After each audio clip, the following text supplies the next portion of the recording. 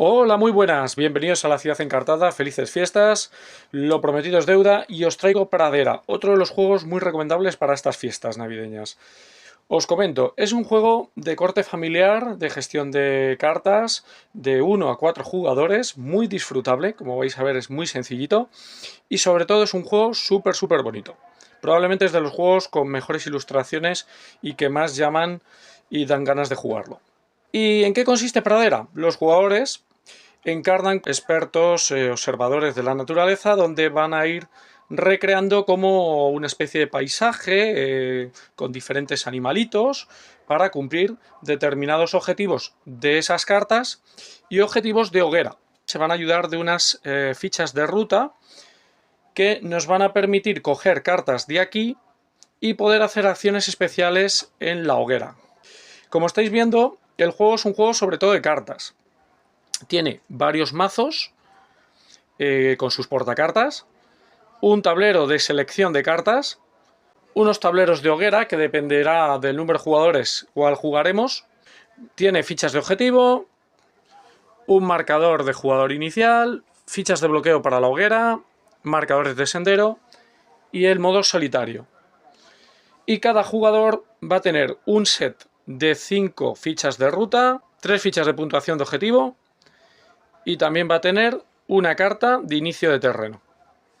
Aparte trae reglamento y un índice de cartas, por si queréis aprender sobre las especies de animales, etcétera, que aparecen.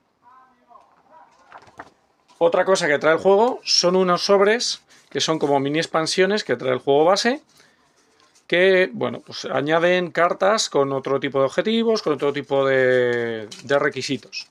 Lógicamente yo llevo muchas partidas y ya están abiertas.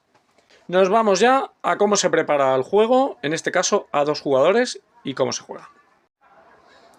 Lo primero de todo, barajaremos las cartas en cada uno de sus mazos, los colocaremos en el portacartas y sacaremos en esta primera columna de la izquierda 4 cartas de la letra W, es decir, del punto cardinal oeste. Del punto cardinal sur sacaremos 2 columnas de cartas y del punto cardinal este una columna de cartas. El mazo de punto cardinal norte lo vamos a utilizar después, cuando el contador de rondas pase por aquí. Utilizaremos el tablero de hoguera correspondiente al número de jugadores. Como somos 2 jugadores, tendremos que bloquear 2 espacios de hoguera. Colocaremos el peón de rondas. De todas las fichas de objetivo colocaremos 5. Haremos una reserva de fichas de sendero. El resto de fichas de objetivo se retiran. No se van a utilizar para la partida. A cada jugador le vamos a dar un set de 5 fichas de ruta, 3 fichas de objetivo, un marcador de sendero, una ficha de sendero, perdón, una carta de ecosistema inicial o de terreno inicial, y a uno de esos jugadores le daremos el jugador inicial. El conjunto de fichas de ruta es exactamente igual para todos los jugadores. Aquí tenéis el resumen de la preparación en base al número de jugadores. Ya estáis viendo que a más jugadores se utilizan menos fichas de ruta por jugador. A cada jugador le vamos a dar un set de cartas. Si es vuestra primera partida, os recomiendo que deis las cartas de la siguiente manera. Empezando por el jugador inicial, cada jugador va a recibir una carta de W, 2 de S, una DN y una DN. Si ya no es vuestra primera partida, podéis hacer la preparación avanzada, que es empezando por el jugador inicial, cogerá una fila de cartas y una carta al azar de N.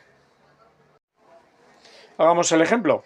Coge el jugador inicial todas estas cartas, coge una carta de N, se la lleva a su mano de manera secreta y ahora repondríamos con los mazos correspondientes.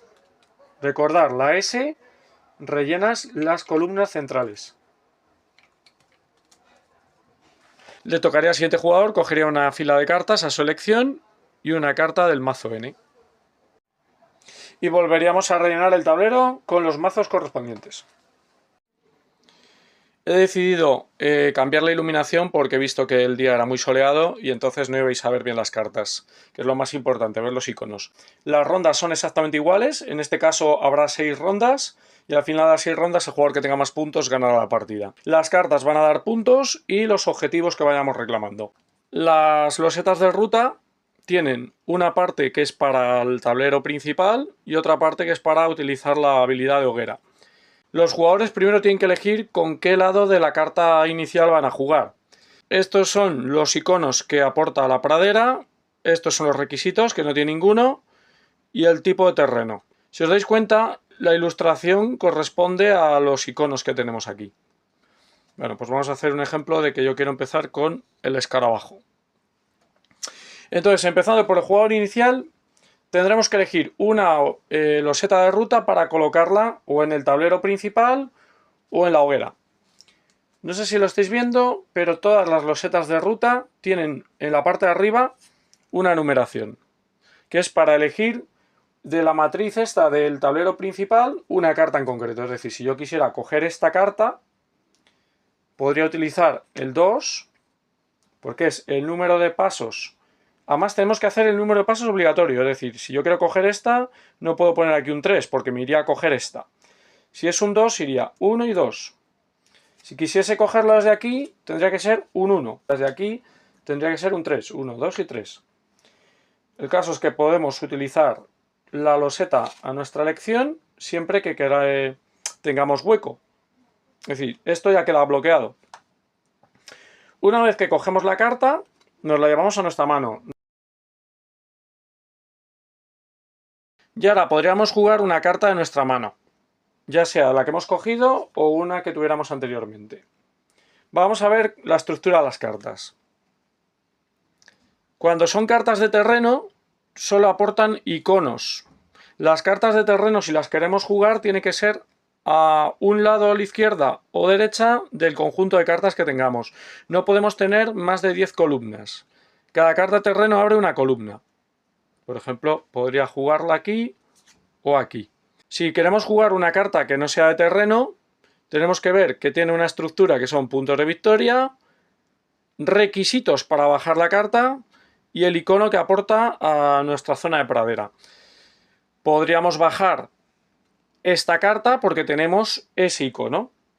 Solo apareamos la carta y ya tendríamos este icono pues, para poder pagar otros requisitos o para cumplir objetivos de pradera. Si tenemos más de un icono, tendríamos que tener esos requisitos.